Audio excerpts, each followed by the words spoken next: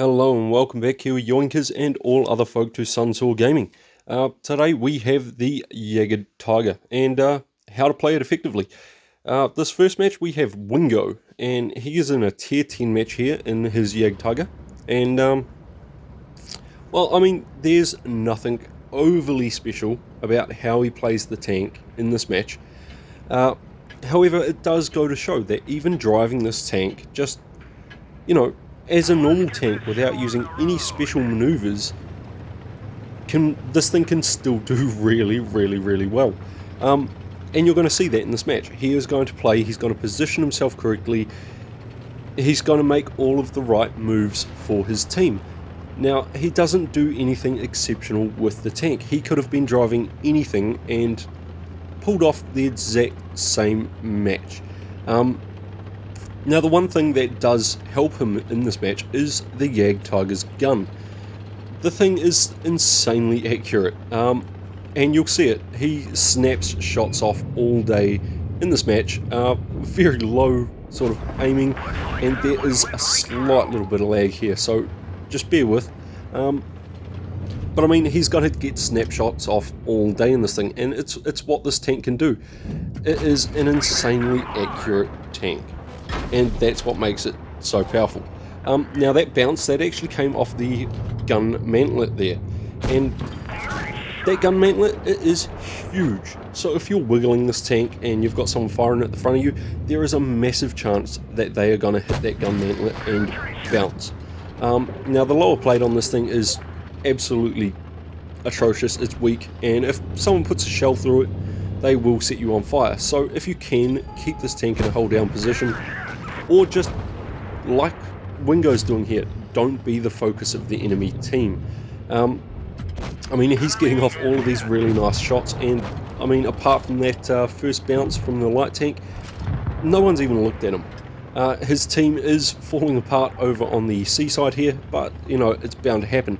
So just keep watching here and you'll see exactly how this gun is very effective. And like I say, he's not going to do anything special with the tank itself other than use the gun to its maximum advantage. I mean, the JagdTiger is an amazing tank. It's at 71 tons. It was actually the heaviest vehicle used in operation by any nation during World War II. And I mean, there were like 150 of these tanks that were ordered back in 1944 to 1945, and only about 70 to 90 of them were actually produced. And I mean, they built this thing on an extended Tiger II chassis, so it's very interesting built tank. And like I say, it was only from 1944 to 1945 that they produced those 70 to 90 odd tanks, and there are only about 3 of them left in the world now across different museums and that sort of stuff. So that's just a little bit of facts about the JagdTiger for you. And I mean, his teammate here is not being helpful. He could have gone and kept B or something a long time ago, like him and like Wingo and his teammates have been telling him to do, but he doesn't. And you'll see here, he's up against this Chieftain, tier 10, very solid hull down tank, and the guy in that Chieftain, he has been playing it hull down this whole time against Wingo in this JagdTiger. Now, he tried to have a little angle there, but when you're just angling, it's not enough in this tank. You need to be wiggling with that angle, and you'll get the bounces. You will get the bounces if you wiggle on the angle, and you'll see that in the next match that we've got coming up. The next match, you're going to see exactly how effective this tank can be played in its most optimal sort of environment, as it were. Unfortunately, he does die there and leaves his teammate fighting 2 enemy tanks. But I mean, either way, he's done his job. He pumped out 4,663 damage. I mean, he only got 850 block damage, but I mean, you saw how great the gun on this thing is. He definitely had a lot of snapshots, which were very effective snapshots. He missed only a few shells, and I mean, he's just showed the accuracy and the reload. I mean, the reload on the JagdTiger is amazing for the amount of damage that it can put out. And that is effectively what has won his team the victory here. Now, the IS-4, he does finish off the match. He does get the win for the team. But he could not have done that without Wingo using that JagdTiger's gun the way he was. And like I say, he didn't do much else with the tank apart from utilise that amazing gun. And there's the last enemy tank there from B-Wing, and he just gets clipped trying to cross an open space. Unfortunate for him. I mean, he could have done wonders there against that IS-4, to be honest. But that's the end of the first match, and after showing off the JagdTiger's amazing gun, Class 1 Mastery, 4,663 damage with 2 kills, and came out with 19,000 credits. Great job, Wingo. Great job. Now, we're going to move on to the second match here, and this is by Dance. And on Canal here, I mean, he is going to play this tank absolutely amazingly. And you're going to see all of the little tips and tricks just in this one match. Just how this tank is effective. Now, in saying that, you cannot rely on this tank's gun depression to fight over the top of ridges. So don't try and fight over top of ridges. Fight around ridges. So if you've got a hill, don't try and crest over the top to get shots on your enemy. You're just going to expose your lower plate. And a smart person's just going to track you up there and kill you. But if you fight around the hills and stay on the flat surface, that's where this tank is going to pay off for you. I mean, you can see here, he's got 2 allies up front, 2 enemies up front, and he's pushing in, he's going for it. He does go for the snapshot. Unfortunately, he does hit the dirt. But, I mean, these things happen. One of his teammates is almost already dead. Now, in saying that, he does have a couple of heavies coming across with him. I mean, he's got a light tank who is still sitting at spawn AFK.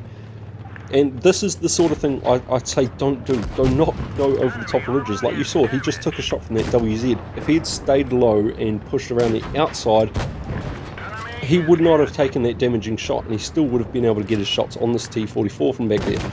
But you can see, he's got no cover, he's got nothing happening, so he was just wiggling as he was aiming his shots up. Just wiggle, and there you go, that just shows the gun depression there. He crept up on the top of that ridge just a little bit too far, and he lost all aim on that guy. He couldn't touch him because his gun didn't have the depression. But he does use this ridge line as much as he can, as effectively as he can, and you'll see every time he comes out of there, he's not coming out of there straight. He is moving and wiggling the tank as he does it. Just on that angle. There it is, right there. Just, you know, while he's on a reload, backing up, putting it on the angle and wiggling that angle. Every time. And that is how this tank is most effectively played.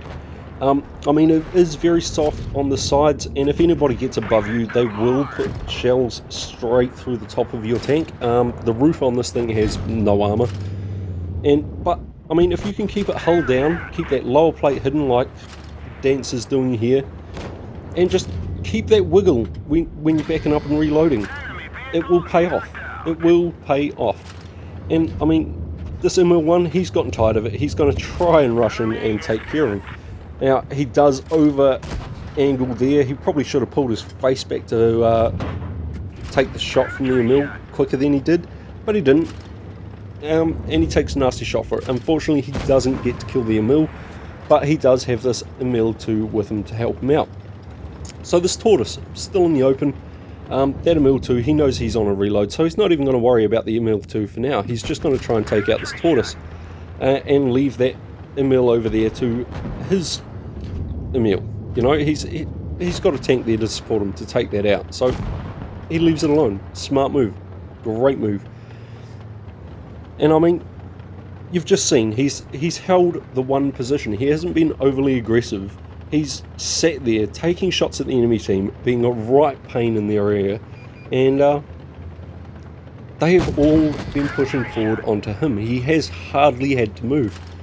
and he has played it very, very effectively, just letting the enemy come to him and ripping the HP off them. I mean, if you get caught alone in this tank, you're going to struggle. You'll notice this whole time he has had support from his teammates, and they've been the ones taking the fire because he's been wiggling, he's been moving, and he's been making himself a difficult target. So by making himself a difficult target, he has managed to keep a lot of his hit points, and you can see there, they're going to go for the easier target every time. I mean, that waffle that fired, he was probably not the guy I would have gone for if I was in that enemy waffle. I would have tried to take out the JagdTiger. But there you go, great match. And it shows off just the awesome effectiveness of this tank when you are using it very correctly. So it gets an ace mastery, 6,864 damage with 5 kills. Great match there, Dance. And I mean, I hope this helps you guys learn how to use the JagdTiger just a little bit better in combat. If you like my content or the sound of my voice, guys, please like and subscribe to this video. If you want to submit content or want me to do something, feel free to request it on my Discord. The link will be below. Until next time, stay safe, use cover. Cheers.